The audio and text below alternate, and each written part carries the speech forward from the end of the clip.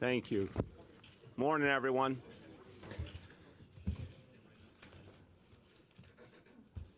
We're here to talk to you about the month of November and how the NYPD did in terms of fighting crime in that month. But I thought it was very important to spend a moment up front talking about an incident that occurred in this city in the last few days.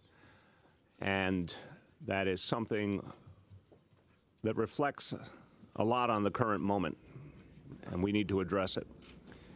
I have said many times, I'm going to keep saying it, that there are not enough people who know that there are 900 Muslim Americans serving the people in New York City on our police force, 900 Muslim American members of the NYPD, who every day put their lives on the line for all of us, put their lives on the line for Christians, for Jews, for Hindus, for Muslims, for everybody. And I was sick to my stomach when I heard that one of our officers was subjected to threats and taunting simply because of her faith. Now, it makes no difference to me whether she was off duty or on duty at the time. She serves this city. She is an example of everything we would want from our fellow citizens: a commitment to others, a commitment to service, a willingness to do something greater than herself. And what does she get for it? Threats to her life and bigotry, taunts. We can't allow this. It's unacceptable in this city. It's unacceptable in this nation. And it's important to put a human face to this story, which is why I wanted you to meet Officer El-Sakari. And you'll hear from her in a moment. But think of what we value in this city and in this nation. We value people who put on a uniform and protect us. We value people who have a faith and live it out. And she has done all those things. And it's absolutely unacceptable that she or anyone would be treated with hatred or bigotry. So I want the people of New York City to see the face of this public servant, this crime fighter, this person who decided that her mission was to serve the rest of us and understand what it means when hatred is exhibited. Again, the suspected assailant may not have known she was a police officer. That makes the point even stronger. A city where there are 900 Muslim Americans on our police force, there's a lot of people you may not know are a police officer or a member of the National Guard or a member of the U.S. Army.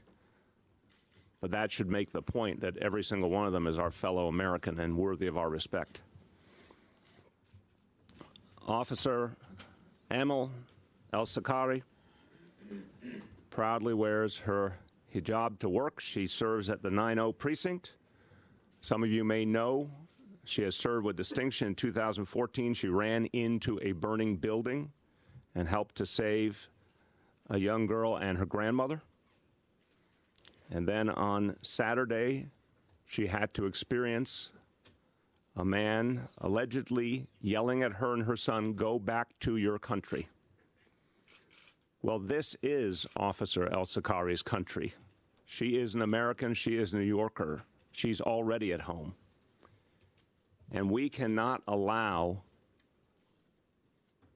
this kind of hatred and bias to spread. We have to stop it every single time. It is important to know that, as usual, the NYPD acted swiftly.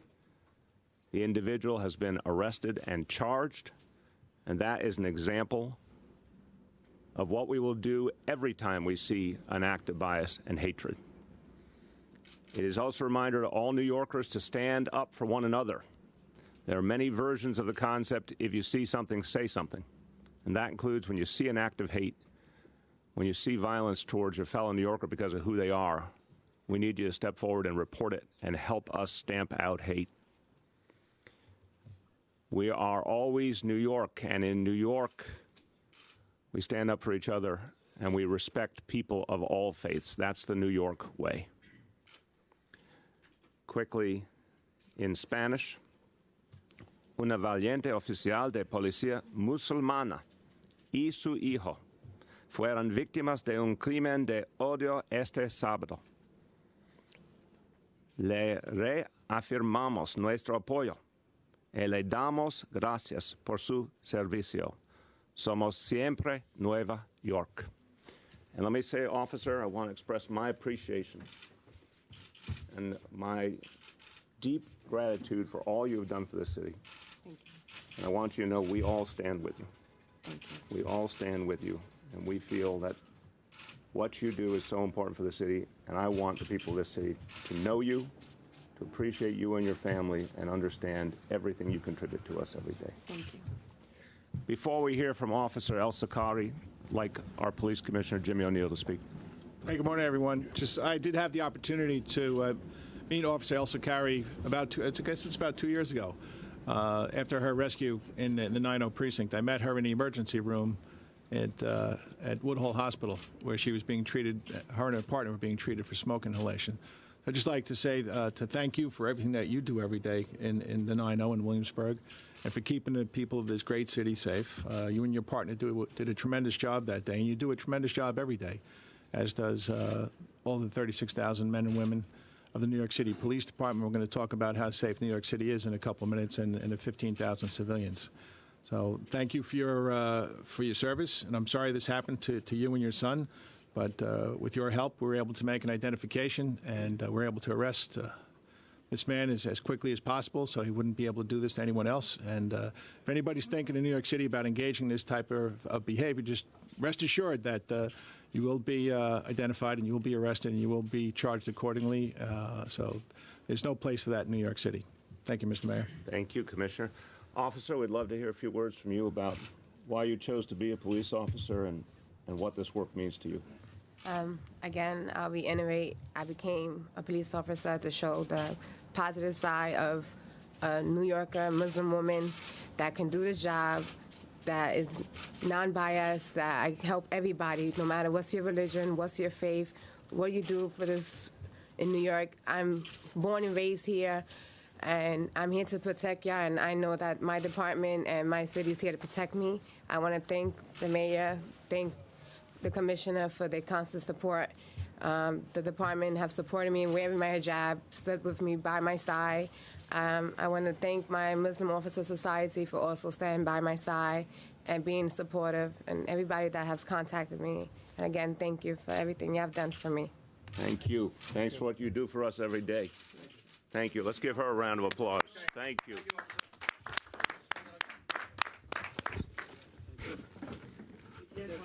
Not at the moment right now, no. It's still pending in court. Thank you, officer. Thanks very much. AML? Yeah. Sure. ELSOKARY.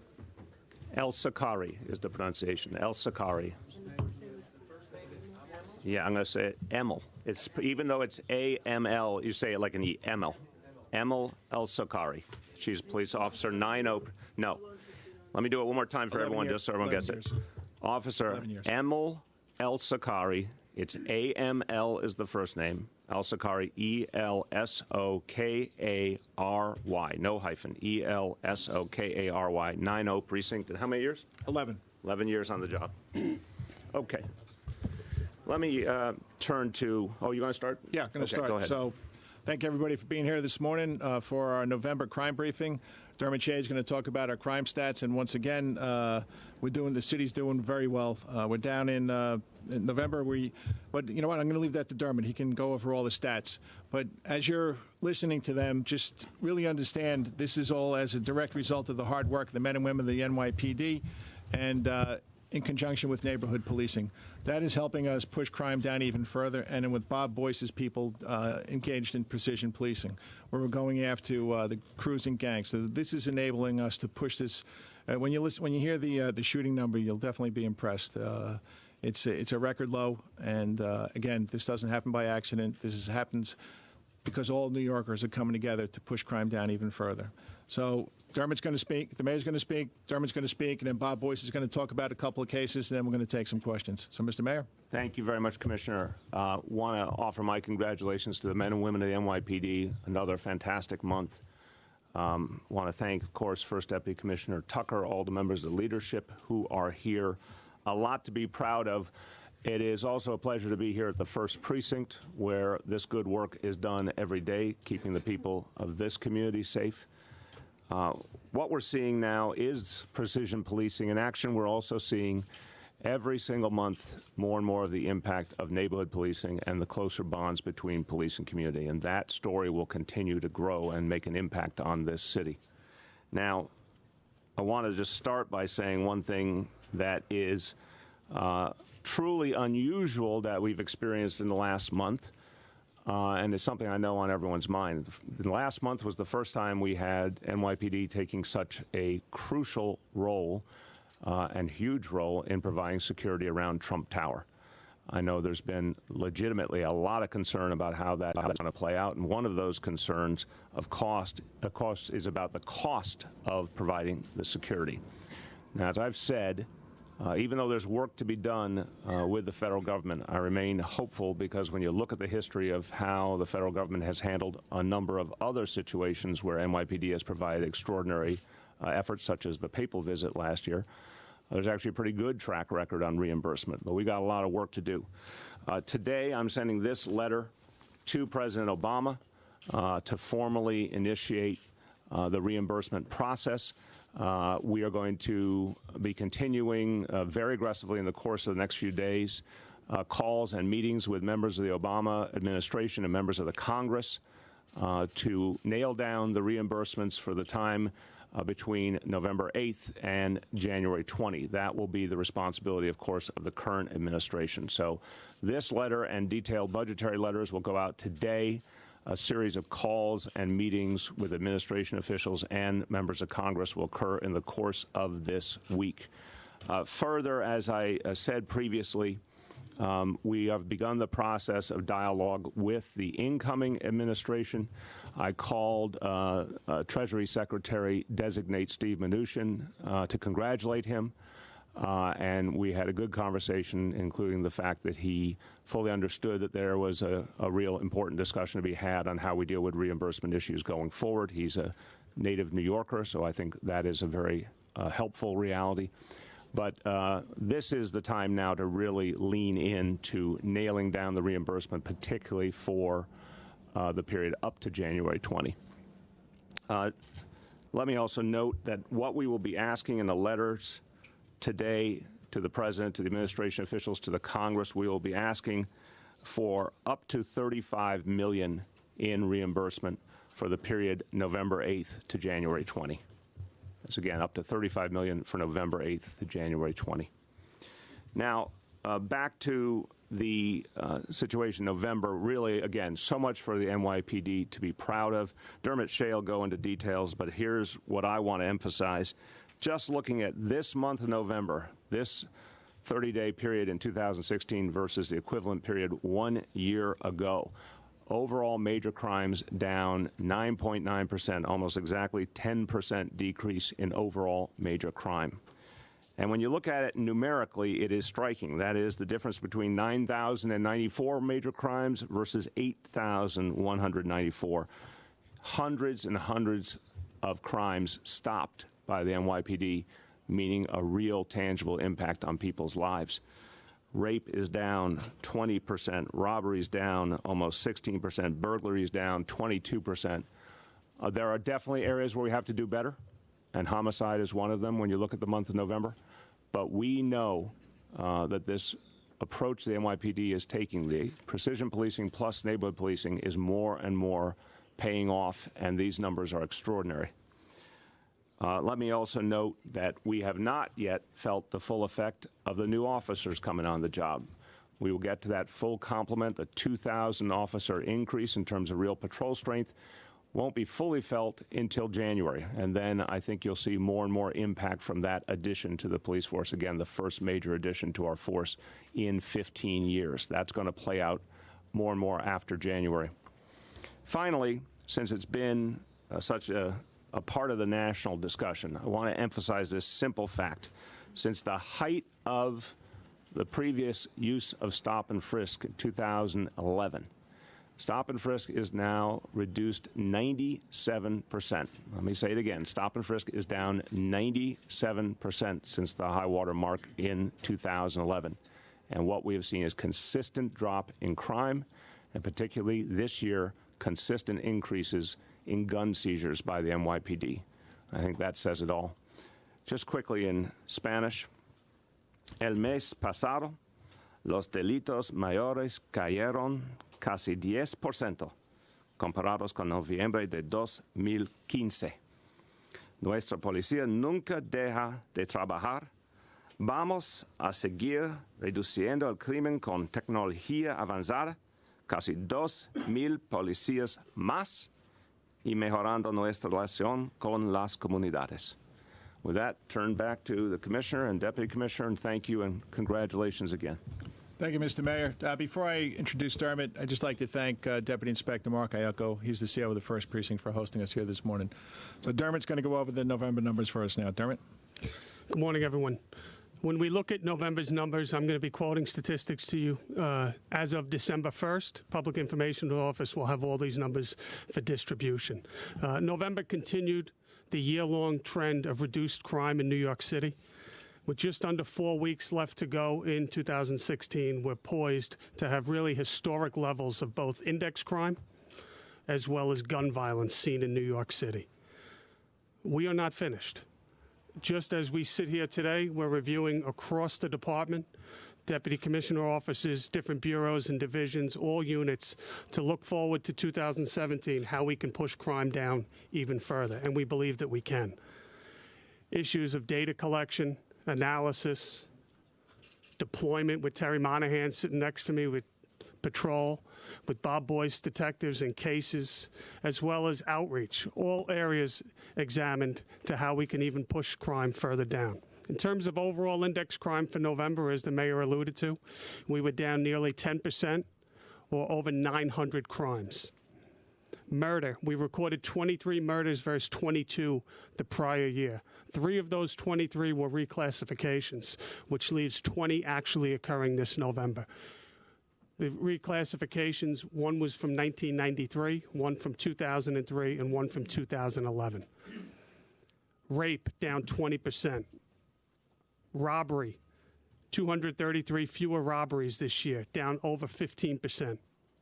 Felonious assault, down 6%. Burglary, down over 22%. And this is across broad sections, different boroughs, different precincts. We're seeing dramatic crime decreases. Grand larceny down nearly 5%. Stolen vehicles, 54 fewer in New York City, pushing the record down even further, down 8.8% for November. We saw reductions in transit crime. We saw reductions in housing crime. In terms of shooting incidents, if you remember last November, we recorded 80 shooting incidents. That was a record at the time, never before seen in New York City since we recorded shooting incidents. Versus that 80, this November we recorded 67 shooting incidents, a reduction of 16.2%. Where does that bring us? Through the first 11 months now of through November of 2016, we're down 3.8% overall in index crime. It's a reduction of over 3,600 index crimes. When you look at shooting incidents, and again, this is through the end of November. We've actually gained on these leads. But through the end of November, we're down 107 shooting incidents, over 10% shooting reduction. 936 shootings, which is a lot. We're going to push it even lower. But where were we last year? 1,043. We are shattering the prior record in 2013 in terms of shooting incidents in New York City. Murders down 15 through the end of November for a 4.6% reduction. And I'll just end quickly, as I frequently do mention, the enforcement efforts that's leading to this. Arrests through November 30th down over 23,500 just this year. Over 2 years, we're down over 21% in arrests, far greater number. Something I've mentioned before with this reduction in arrests, felony arrests up, gun arrests up over 9%. We're not doing this alone. The most important party in all of this is the community and the tips that we are receiving, whether it's 311, 911, whether it's attending a community council meeting, whether it's showing up and following up at court with an arrest. So I praise the work that the public and all our prosecutors have in these numbers. We are really, truly not doing this alone, and those are the biggest part. Thank you. All right, thanks, Dermot. Just before I introduce Bobby, I had the opportunity to go out to the academy on Saturday, and we had a family day for our recruits and their families. And then I talked about why people become New York City police officers, and that's to make a difference. And with the 900 people less that were victims of crime this year, that is a tangible difference. So, again, my congratulations to the men and women of this great police department. Bob Boyce is going to update you on a couple of cases. Bob? Good morning, ladies and gentlemen. If you could just put up that poster, please. That's a different one, but I'll go with that. Don't worry about it. He's very quick on his feet. Okay, if you remember, we were looking for this lady right here. This happened at the Richard Rogers Theater. There was a total of 10 pickpockets. This is a career criminal right here. She has 52 priors. Her name is Michelle Vaughn, a.k.a. Lynn Vaughn. She's 48 years old. As I said, she has 52 priors, so she is a professional pickpocket. We're looking for her now. We've been looking for her the last couple of days, and she knows we're looking for her as well. So 52 priors, 10 cases all in all. We have her identified on 2. So we made 2 cases on her. We believe she is the one. She is a person who obviously comes up with the different disguises and works in the Midtown area. So great work by the Grand Larceny Unit and Manhattan detectives as well. The next poster, please. Okay. We had a homicide in East New York, Brooklyn on November 30th and outside the Lewis Pink houses. A young lady, a 27-year-old female, Salaya Figueroa, was shot one time, causing her demise. She was an unintended victim in this. They were aiming for someone else. We've identified these 2 individuals as the shooters. Frederick Coleman, he is on your left. He's got 19 priors. And with him is Tyrell Roselle. He's got 9 priors. We're seeking them now. We consider them to be dangerous individuals. Please call 911 if you see them. If you have any information, please call the tips numbers. The last one, please. This is a person identified, a sketch of someone we're looking for. You'll see the car running away. This is from the case with the state corrections officer who we shot with his wife out in the 113 precinct. We were able to do a sketch. As you can see, the teardrop tattoo and a significant haircut. I don't know if he still has that, but we're looking for him as well. This car right here, we see filling the scene. We're able to come up with an image of it. That is a Honda Civic, I believe, light blue in color. Any information that we have on this, please call the police department immediately on the tips line. If you see this car and that fellow sitting inside, please call 911. So it looks that way. It looks like in a circular pattern, yeah. So again, once we put this out, sir, it's unusual that he keeps it. They usually alter their appearance immediately. So if anybody knows him, please call. This case doesn't appear to have anything to do with what happened last night. This is a state corrections officer. Thanks. Okay, thanks, Bob. Take some questions. I'm sorry, just first to clarify, you mentioned the 9.9% or 10%.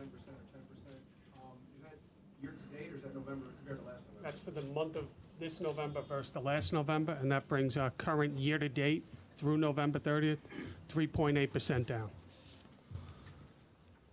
Juliet? Thank you. You mentioned, Dermot, that you feel there's a lot of community input or that's increasing. Are you able to quantify that at all to indicate more calls or more input in house staff? That's something that we're always working on. I am a firm believer. The answer is I don't have exact metrics, but I am a firm believer that if we are to continue to push the crime down, we will hit a level that we need the community support even more. And whether it's cooperating with cases that are going on already in the criminal justice system or increased participation block watches, showing up at community council meetings. There's a variety of benefits that this gives to us. Increases our eyes and ears on the street, the tips that come into Bob Boyce's detectives. So just on a multitude of ways, we encourage all New Yorkers to get involved more. They already are involved. For those areas of the city that we still do see crime in New York City. It's at unprecedented lows, but one crime is too many. So when there is a crime that occurs, for example, some of the ones Bob alluded to, we ask the people in those communities to get involved, become a part of the block watchers, show up at the community council meetings. If you have a tip, call up. And this is going to just add to this crime reduction. Is the $35 million figure you cited, is that the entire cost, or is that just a portion of the cost of the extra security? And if so, That's I will have the budget people confirm, but my understanding is that's essentially the entire cost from November 8th to January 20. Marcia? Commissioner, I have two questions. Number one, I wonder how you're doing in terms of dealing with hit and run accidents, if they're up, if they're down, and how you're dealing with it. And secondly, I'm wondering why the department is trying to hire public relations people to deal with community policing. Marcia, I'm going to have to get the stats on the hit and runs for you. I don't have them with me right now. And Ben Tucker will talk about the second part of your question about the PR firm. Ben? Sure, Marcia. You may recall we started almost 3 years ago at the beginning of the administration to look at how we build trust, right? I mean, that's a big part of it. We started with the federal monitorship. We're still working with them. Of course, we're working on new stop and frisk and body-worn cameras coming online in March. But beyond that, to Dermot's point, he said we need, community support more than ever. We recognize that. That's how you build trust. And so the more we can do that, the better off we'll all be. So we're trying to do that. We started out with our new recruitment campaign. We started out with training. So this has been a sort of an ongoing process. And as a result, I think we're starting to see some results. As the mayor said, stop and frisk down 97%. Those are good. That's a good thing. And we haven't even begun to train yet on stop and frisk as part of the federal monitorship remedial measures process. But that's all underway.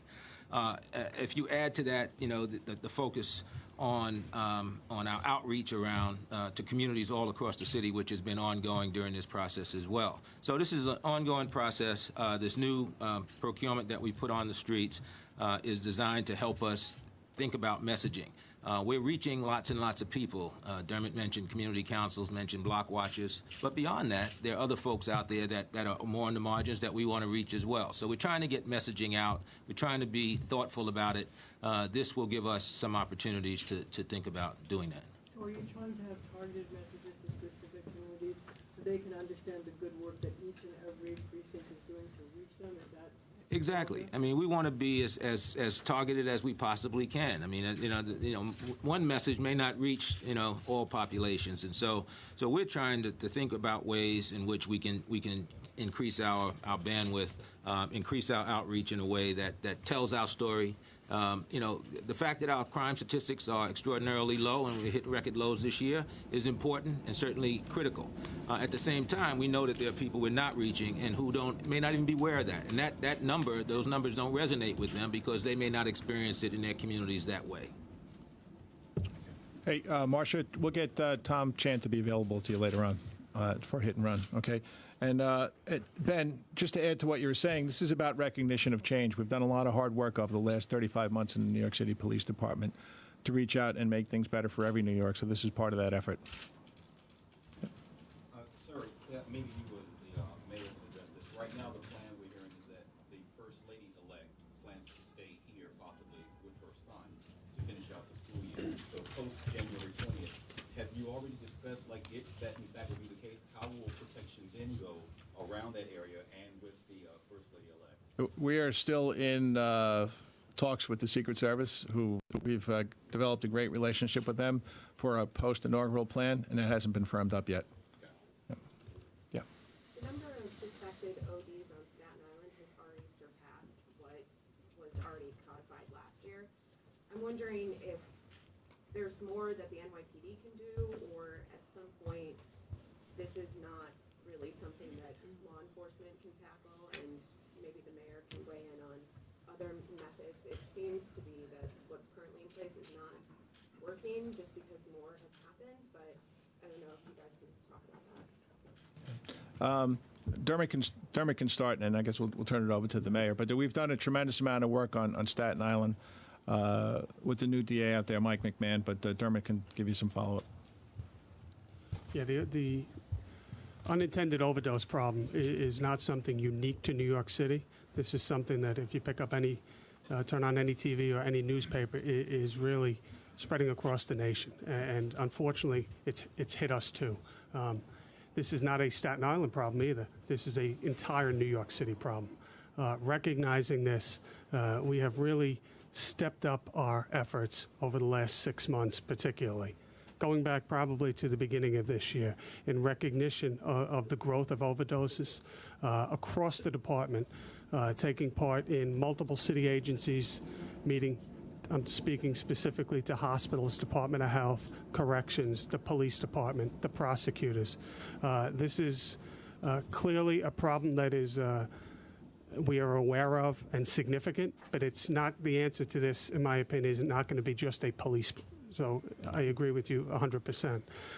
We have been looking at trying to identify quicker than possible, share information with other agencies, coming up with a targeted response on the in terms of interdiction and those selling substances, Bob Boyce's. But this is a very complicated problem that we are in the midst of and have been for some time. And to label it as Staten Island alone, I think we're missing some of the picture. We have literally every borough of New York and the suburbs seeing the same exact problems. So it's a multi-pronged approach. It begins with what we've already done, trying to get better and better information. Where are these happening? What's the substances that's causing these overdoses? Who are the people that are falling to these overdoses? Does it start with a prescription problem and then morph into it? A lot of problems. I can tell you that we've done a tremendous amount of work working with those that I've mentioned, working with the ME's office to try to examine when somebody passes away, what can we learn from that incident, and then tailor our response accordingly. A lot of work still to come. Definitely one of our high priorities. I mentioned earlier the strategies for 2017. We're not letting up on crime. We're certainly not letting up on gun violence. But we also identify that there are areas that we can improve, and we plan to, and overdose is one of them. That's right. I want to follow up, Anna, on the point about what is important in policing and beyond policing. In terms of policing, it's obviously becoming a higher and higher priority for the NYPD all over the city. I would say we have a particularly major concern about the Bronx and Staten Island. In terms of our work with the DAs, this is becoming a higher priority, and we're putting more resources into the prosecutions.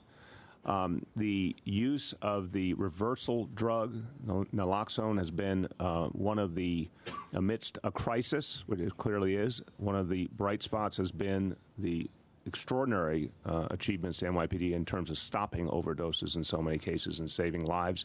We're trying to get that drug out more broadly, including into households that people fear, their child in particular might be susceptible to an overdose.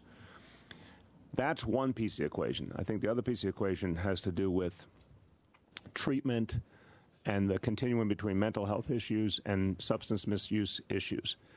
When my wife, Charlene, announced a new NYC Well initiative. This is very pertinent to the opioid situation because now we have a single point of contact for any family. The person who's got a problem can call 1-88-NYC-WELL, but a family member can call also and say, I've got someone in my household who's using prescription drugs inappropriately or is using heroin, and I'm scared. What do I do? And there's a trained professional help them figure out how to get the treatment they need, or obviously if we need to involve law enforcement anyway. But there's still a stigma. I think this is one of the things we have to overcome to deal with the opioid issue. There are family members who know that one of their loved ones has a problem, but they don't know where to turn, and they're embarrassed about it. They think it sort of reflects badly on them. People should never feel that. This is a physical problem. This is an addiction problem. And so we're hoping to, working with NYPD, working with schools, working with clergy, help people understand they need to come forward to help save lives in their own family. So All of these pieces have to add up. We have a lot of treatment that people are not taking advantage of. We have to constantly make sure there are enough treatment slots available. But what we have an obligation to do, Anna, is to put this together into a very aggressive plan that the people of New York City can see and touch and feel and can see it's going to have an impact on their lives.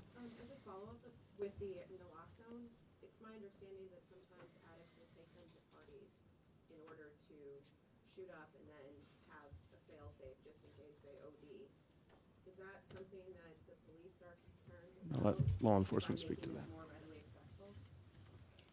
I think that's something that should be left to trained professionals. You know, if people are doing that, then they're living life on the edge, and they're really taking serious chances with whether they want to continue on this earth anymore. So, you know, obviously not recommended. Ozzy. Do you have any statistics on hate crimes? And can you put those in context? Yeah, Chief Boyce will talk about that. Bob? Sure. Good morning again. This right now, hate crimes in the city is up 35% from last year. Now, that being said, we're also up 45% in arrests on those cases. So as they come in, we are making the arrests nearly immediately in some acts. Other times, it's a little bit tougher investigation. So we also started looking at certain parameters. What happened post-election day? We had a huge spike. Right after the election day, it somewhat slowed a little bit. So right now, since election day, it's 43 cases versus 20. They're up 23, which is a big percentage, up 115%. We've seen most of those are anti-Semitic, 24 versus 8. The anti-Muslim number is 4 versus 2, but this is yesterday's number, so we don't have all the weekend. So we're seeing anti-white as well, and anti-sexual orientation. So we're seeing across the board an increase right now. Hard to define with just metrics. Again, our job is to go out and make arrests immediately on these things, which is what we're doing. And just for point of clarification, these are comparisons to last year, but not comparisons to a prior presidential election. No, Ozzy, you can go back each year after that, but we're looking at something that happened last year. If you remember, 2 years ago, we had Israel was involved in a war, and we had a huge spike on anti-Semitic. The same thing happens. The national discourse has effects on hate crime, hate speech, I should say, hate speech. Rocco. Chief Boyce, the device incident involving a police officer, what was the suspect arguing about with his son? And can you fill us in on the case of the shooting on the 6th Street on Friday? Have you been identified? Sure. I don't want to get into the fact that the commissioner said he's a male with 7 priors, lives in the neighborhood. So I don't want to get into what initially started with her son. When she came in to quell the incident, that's when the hate speech actually came out. The threats, he actually threatened her with his pit bull. So that's why we charged him menacing with a hate crime. So a 16-year-old kid, she parked her son, left her son off. She went to get a park spot. She came back. He was already engaged in an argument. Male lives nearby. So rather than get into that, let's focus on what he said to her because she was wearing the hijab. In response to the case in the 13th precinct that happened Thursday night about 10 o'clock, both the 3 individuals, the 3 perpetrators we're looking for, and our victim get on the northbound 6 train at 23rd and Park. That's when the harassment begins, and they actually pull at her tote bag. Right now, we're trying to find video to identify those 3 individuals. Our victim gets off at 42nd Street, and one does follow her upstairs. So we have a tremendous amount of work since then and now to find video depicting those 3 individuals. We will ask her to come in and do sketches as well, see if we can get a sketch out of them as well. She describes them as being intox males. So that's where we are with the case right now. Most of the suspects who followed her get to her. Not very far. She went, once I think, my belief is, and she couldn't articulate this because she didn't know, that she went to get a police officer, and then that's when he took off. David. Mr. Mayor, back on the reimbursement for a second, and your conversation with the Treasury Secretary to be Richmond, did he express any hesitation to you about continuing to fully reimburse the city for the cost of the security? No, I will be very clear. We spoke for probably 10 minutes. It was not my formal effort to engage the incoming administration. It was a conversation to establish contact and let him know that I wanted to work together. He is a New Yorker, and he's very proud of that fact. I think that's important. But he was quite aware of the concern and looked forward to working on it. So there's not anything definitive, but I will say Again, I remain optimistic. I think the key individuals in the incoming administration, including the president-elect, understand what a huge commitment the NYPD is making, and I have every reason to believe they will be sympathetic and do all they can do. They're not giving you any pushback, I guess that's... There's no, and I want to differentiate always the difference between a formal conversation and an informal conversation. But no, I have not had any sense of pushback in any conversation. In the back, next to Shimon. Yeah. Can you talk about the shooting involving the correctional officer? Sure. This young lady is 25 years old. She was at her mother's residence in the 6th Precinct, came out, was sitting in a car making a phone call when we have a male who appears to be waiting there in another car. Get out of that car. It was described in the press as a drive-by. It was not. He got out of the car, and he fired 5 rounds into the car, striking her and killing her. This male then got into a car and then drove away. So that's where we are with the case right now. She has been at Rikers Island for only a month. She was a newly assigned corrections officer there. We have a long way to go in this investigation yet, so I'd be speculative if I told you anything more than that. Yeah, did the officer, Amal Al-Safawi, did she identify herself as an off-duty officer to her assailant? And what's the protocol on off-duty officers arresting people when they're a victim or when they're being menaced? Well, I think Officer El-Safawi was thrust into a situation, and it was so heated because of her son, she did not initially say she was a police officer. Not unusual. You're trying to calm a situation. He then ran off after he made those comments. So that happens to people all the time as we move about the city. We have off-duty incidents, and often officers are victimized. So we have no parameters. They're doing their job, generally. And she did. She helped us identify that male. And so we had him in within 24 hours. Just on top of that, when they're off duty, don't have a partner, don't have a radio. They might have a phone, but you have to go into these situations very carefully. Marsha? There's a lot of artist lofts in Williamsburg. I wonder, given the artist warehouse fire happened in Oakland where the death count is 35 and counting, are you at all worried about a similar situation happening here? And are you doing anything to inspect these places or something? Yeah, that'd be. I'm actually going to see Dan Nigro today, and I'm sure I'll have that conversation with him this afternoon. Mayor, can I ask a quick question in regards to 3-year-old Jaden Jordan? He passed away. I just want to get your take on where the ACS investigation stands, what your opinion on what should happen. Yeah, well, I'm very concerned about this situation, and this is a child. Again, our job is to save every child. It's as simple as that. Sometimes we have information that can give us the best chance to save a child. Sometimes we don't, but our job is to save every child. Full investigation underway. I ordered that immediately. What I can tell you is preliminary. I want to emphasize that. Preliminary information that could well change as we get more detail. My understanding is that a call was made to the state registry, that as soon as ACS received that alert, that ACS workers went to the site they received about an hour and a half later. This was a couple of days before the tragedy. Apparently, the address that was given in the complaint was inaccurate. They searched at that address, could not find anything that suggested the particular case. Apparently, they did ring the doorbell of the home that is the one that ultimately was the pertinent home. There was no response. They went back and continued searching for some kind of cross-check, some kind of clues that would tell them what the actual name and address was. They did that over the course of 48 hours, determined the appropriate name and address, were going back to that location once they had when this tragedy occurred. So there's a lot more we need to know. It's clear there was very focused action. It's also clear that this child died, and my question is always going to be, was there anything we missed? Was there anything we could do better? That's what this investigation will be about. Joe Moore, please, question. Yeah, in the front row. Just to follow up on that, this is sort of the latest in a long string of similar incidents. Do you still have confidence in ACS leadership? I do have confidence in ACS leadership, and I've been at this work for a long time. As you may know, I spent 8 years as the chairman of the City Council committee that focuses on, among other issues, child abuse. And when I started in that work in 2002, we were in much worse shape than we are today. After the death of Nix Mary Brown in 2006, profound changes were made, and I've credit credit the Bloomberg administration for recognizing those profound changes were made. That continued up until the time I took office. We've added a whole series of reforms. As is true with policing in general, this is work that never ends. We constantly have to improve our work.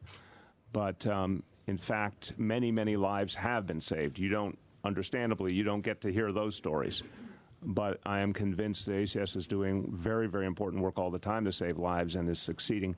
It's the times when we lose a life that we've got to learn, was there something we could do differently? Was there any opportunity that was missed? And that's what the investigation will look at. In the back. Mr. Mayor, can you comment on the lawsuit by Assemblyman Melnick's office to keep the municipal IT records, and what do you plan to do with those records once the Trump administration comes in? As I've said, we are very clear. If you look at the original legislation, which is the law of this city, it was quite clear that we were not going to allow ourselves to be in a situation where those records would be turned over to the federal government. The whole idea, of IDNYC was to give people an opportunity in this city to live a better life for themselves and their families, to have a deeper connection to the city and the city government, that they could go visit a loved one in a hospital, they could go visit their child's teacher.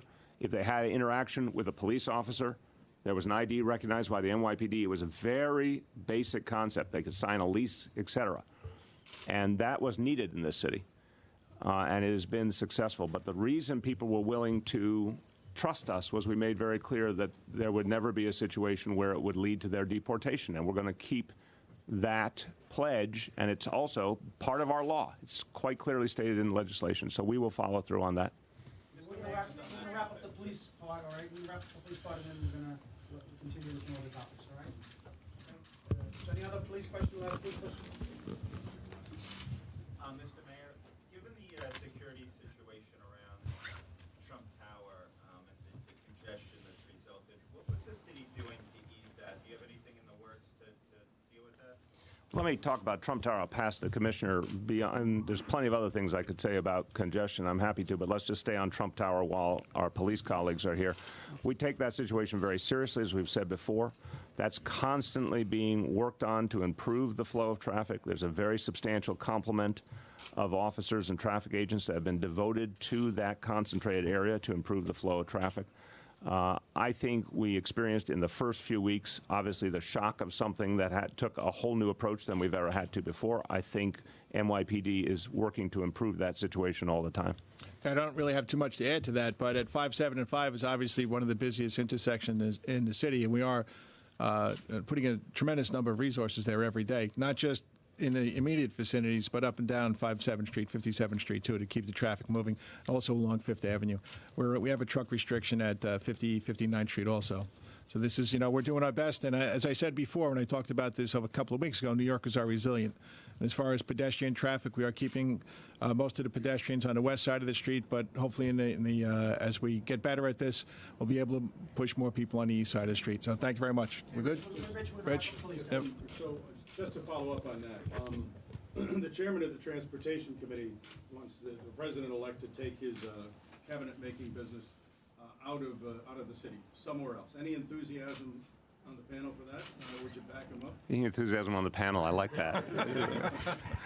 I will say it very simply. He's the president-elect of the United States of America. I didn't vote for him. I don't agree with him, but he's the president-elect. And he has to do what he thinks will allow him to put together the team to govern this nation. And I don't want to second-guess him as to which location is best to do that. Obviously, if it's a jump ball, I'd say that go to that beautiful golf course in New Jersey, right? But we really have to respect that each individual, especially trying to make decisions of this magnitude, has to be in the setting that works right for them, and that has ramifications for all of us as New Yorkers and Americans. Okay, thanks very much. Please stand by as we let the police people leave. All right, brother. Going on to see Melissa. Yep. Thanks for doing this. Take care.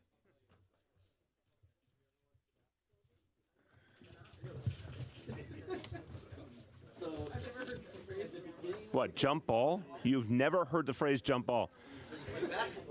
Mara's never heard the phrase jump ball. Someone write about that. You want something interesting to write about? Write about that. Okay, show of hands, members of the media, how many have heard the phrase jump ball before? Raise your hand. Okay, for the rest of you, try and get up to date with American culture, please. Watch an NBA game. They start it with a jump ball. They throw the ball up. That's really lame. Lame response. Excuse me? The letter to the president? Absolutely. Yeah. Back to the Trump Tower. Yeah. Is there any estimate on what businesses, I mean, a lot of the businesses were complaining. Is there any estimate on how much money it's cost them if we lost it? Is there anything? I don't have an estimate. I mean, you know, obviously at this moment we're about 4 weeks into this, and it's juxtaposed against the holiday season, which is a blessing and a curse, obviously, because of all of the traffic that comes with it. On the other hand, I think we can safely say we are at our all-time high in tourists. We're expecting almost 60 million tourists this year. A lot of them come here to shop, and they're going to those stores one way or another. They will get to them. The economy, thank God, overall has done better. I think there are some compensating factors, but we don't have a formal study yet. We'll certainly work with the business community in Midtown to get a better sense of it. But look, I mean, right now, I want people to recognize there are things we can control and things we can't. We can control how vigorously we fight for reimbursement. We're doing that right now. Again, I am hopeful. We can control putting the NYPD resources on site to maximize the flow of traffic and make things go as smoothly as possible. There's no lack of NYPD resources being applied.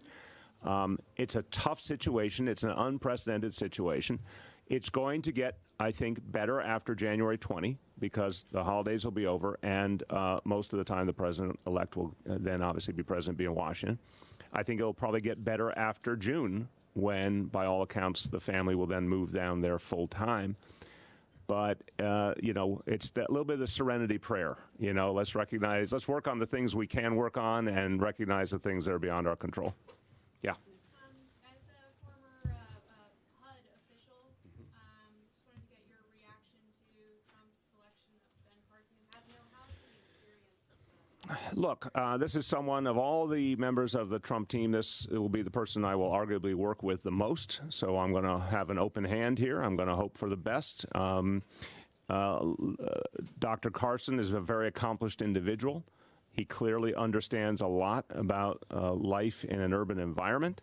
And it's a personal passion of his to do something to improve people's lives. So he's devoted his life to that through his medical work, obviously, as well as his charitable work. So I'm going to hope for a good relationship, and I'm certainly going to work hard to expose him to the needs in New York City and the reality in New York City. I think one thing that's true, because he doesn't have a formal background in housing issues, it will be important for him to see what the reality is for our people. And I will welcome him here. I'll take him on a tour of our public housing and show him how important our affordable housing programs are.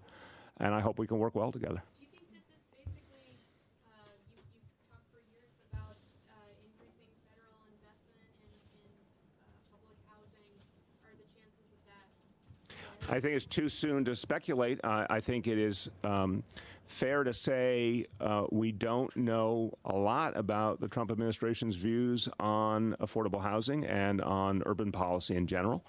I've been working with my colleagues in the U.S. Conference of Mayors, which is a bipartisan group, to establish a real rapport with the new Trump team and make clear to them how important it is to support our cities. And our cities are now the economic core of our nation more than ever in our history. So I think there's a real strong practical reason. And we're encouraged, obviously, by the proposals around infrastructure. That could really be a positive for New York City. But I think the housing issue is one of the big gray areas.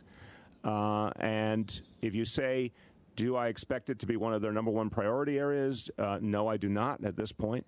But that doesn't mean we can't get something done. So we have to see what he says. And the confirmation process will be fascinating because it'll tell us a lot about what his vision is. Juliet. Mr. Mayor, hate crimes, we just heard, are up 35% compared to last year with the spike after the election. Yep. That has to concern you. Concerns me deeply. Right. And do you think societally some sort of permission was given somehow or somewhere? How do you view that? Yeah, there's no question about it. Juliet, you can't have a candidate for president single out groups of Americans negatively and not have some ramification from that, not have something that happens as a result of that. It's not a surprise. There's been a huge uptick in hate crimes. It's very troubling. look, a few times recently, the president-elect has spoken out against it. I think he needs to keep doing that. But it's obviously connected to the election, and it's dangerous. It's dangerous. It's, you know, thank God in most of these cases it's reduced to just speech or threats. But sometimes there's going to be people who follow through on those threats. We could lose lives because of this. And so the temperature has to be brought down. We're going to do that by showing positive examples to people, and this is part of what I said at Cooper Union. New York City is going to be an example to this country of people working together across all faiths, all backgrounds. We're going to do that by upholding positive examples of some of those who have been denigrated. That's why Officer El Sakari is someone I hope all Americans get to know her story and think a little bit about this. Is this person a threat to our national security? No, she's part of protecting our national security. So we got a lot of work to do, but I'm a big carrot and stick guy. The stick will be if anyone commits a bias crime in New York City, the NYPD will get them, and we will prosecute them. So how do you then promote positive stories? What are you doing? That, again, literally what we did here, I wish it hadn't been because she had been victimized, but even at Cooper Union, we had the police officer and his family do the Pledge of Allegiance. And there'll be so many other examples like that of trying to show people the humanity, the common humanity. You know, when you talk about our fellow New Yorkers who are immigrants, which is one of the most important parts of the New York City tradition, is immigration, is who we are. Well, yeah, there are some people who came here in an undocumented way, but they're still our fellow New Yorkers. They're human beings. They're contributing to life in this city. Look, I think Pope Francis, when he was here, really powerfully spoke to this. And he was so clear about we have to think about an immigrant first as a human being. And many people have fled oppression. They've fled religious persecution. They've fled an economic circumstance where their family simply couldn't make it, or the refugees from war, as the case of the Syrians. I spoke at a church yesterday, a Baptist church in the Bronx, and I talked about some discussions I've had with people lately about how many, to the credit of many people in the evangelical Christian movement, they are strong voices reminding people the Bible speaks powerfully to respecting and supporting and helping the stranger among us. It's in the Bible. It's quite clear. We don't turn people away because they are different. They are our fellow human beings, and our job is also to respect them. Yes? So, Mayor, just to follow up on Juliette's question, do you blame Donald Trump, the candidate, directly for the 35% rise in hate crime? It's obviously more complicated than that. It's not linear. Do I blame Donald Trump for using hate speech during his campaign? Absolutely. He did. It's a fact. He said horrible things about Muslims, horrible things about Mexican Americans. I don't need to recount what happened for a year and a half in this country. We can't airbrush that out of our history. It was not acceptable. We now need to work with him, and he has a chance to make it better by amending his comments and being a force of reconciliation. I think he has to do more of that. Marcia? When you met with Donald Trump, did you have an opportunity to talk to him about the hate speech and ask him if there were things that he could do once he was elected to take down the temperature and the rhetoric? I will be consistent, first of all, about not saying his responses because I want to honor the confidentiality. What I spoke about was the amount of fear that was being experienced in New York City, how palpable it was, including people fearing they would be deported, fearing they'd be forced to be part of a religious registry, a whole host of things. And what I said to him was I thought it was important to change the approach. So if you thought about it, I appealed to him very humanly. I said, you know, here's the reality. You're going to be the leader of this nation, and many people are living in fear. That has to be changed. We can't go on that way. We have to do something different to address that. Okay, David. So you, later today, you'll be meeting with some mayors from around New York. And Yes. You spoke before with the Serenity Prayer about things you can control and things you can't control. What will you be telling them about the kinds of things that mayors can control in this administration? And then, as a follow-up to another question, would you be comfortable going in for surgery with a former head of HUD doing the surgery? Not sure the relevance of that one, but I don't quite follow. If I'd be comfortable going for surgery with Dr. Ben Carson from everything I've heard of him. But again, I think it is only right when someone has been appointed to give them a chance to articulate their vision and see if we can work together. On the previous question, the New York State mayors, this is a organization that's been around for many decades, kind of parallels the U.S. Conference of Mayors, obviously on a state level. We're going to be talking about the Albany agenda, where we have a lot of common concerns. We all oppose unfunded mandates on cities. We all do not want to see encroachments on local self-determination. A lot of issues we have in common around things like affordable housing. So that's what the first and foremost the meeting is going to be about. But we're certainly going to talk about how mayors can work together to influence the situation in Washington. And the good news is the group gathering today comes from all parts of the state. So some of them are represented by Republican members of Congress. And I'm hoping my fellow mayors can have a positive impact on them to help them defend the interests of cities, both big and small, in New York State. Are there any specific issues that you're bringing up with respect to the new administration? Yeah, I mean, it's just what we referred to a moment ago. We all want to be hopeful on infrastructure, and we're all very concerned on affordable housing. You know, that's the simplest distillation. Yeah. Mayor, now that the Republicans seem like they're going to retain control of the state Senate and the IDC has gotten bigger, how is that going to affect your Albany agenda? And are you going to make attempts to repair your relationship with the governor before the next session? So on the situation with the Senate, as you know, there's still one recount continuing now into court, so that will have an impact on the situation. Look, I have kept an open door throughout to the IDC, to the Republican leadership of the state Senate. And as I've said to you many times, there's a constant dialogue going on between my office and the governor's office. I am not changing the basic approach. The approach for the governor is when he does something good for New York City, we will work with him and we'll praise him. When he does something that's against the interest of New York City, we'll stand up to him. It's as simple as that. Yes, Anna. Do you think that it should be a homeowner's responsibility to dispose of a deer carcass on their property? I do not know the answer to that question. I have not been confronted with that question before, and I will get you an answer. Yeah, of the 43 hate cases since election day, does that include graffiti?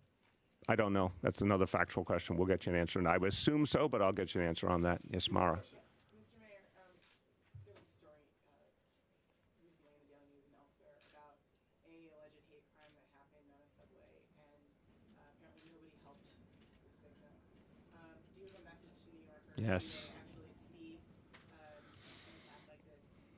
What should they do? Yeah, we're not going to have any Kitty Genovese situations here in New York City. You know, this is a direct message to all New Yorkers. If you see someone and commit an act of hate, you have to do something about it. At least report what you see to the NYPD. It's just unacceptable not to. You know what? It's really easy to report something nowadays. If someone is a victim of hate, pick up the phone, go online, whatever it is, report it. And we've got to understand that's how you stop hatred. Is you make clear to people there are consequences. And the NYPD cannot go after these people if the public doesn't help. Last one. Yeah. With the importance of protecting New York City's immigrant community, the City Council is taking several steps, the detainer law to protect individuals and keep them away from federal authorities or keep them off the radar. When anyone's arrested in New York, they're fingerprinted, and that's sent to the FBI, which is then shared with DHS, ICE, etc. Especially for low-level offenses where arrests may occur and no convictions. Was the mayor's office or City Hall or the NYPD looking into reforming this in any way to keep people off the radar of ICE? The specific question of fingerprinting is a new one for me, so we'll follow up on that. I want to emphasize that the law we passed was after a painstaking effort and very, very close working relationship with ICE and with the Department of Homeland Security to determine what conformed to our values as New Yorkers.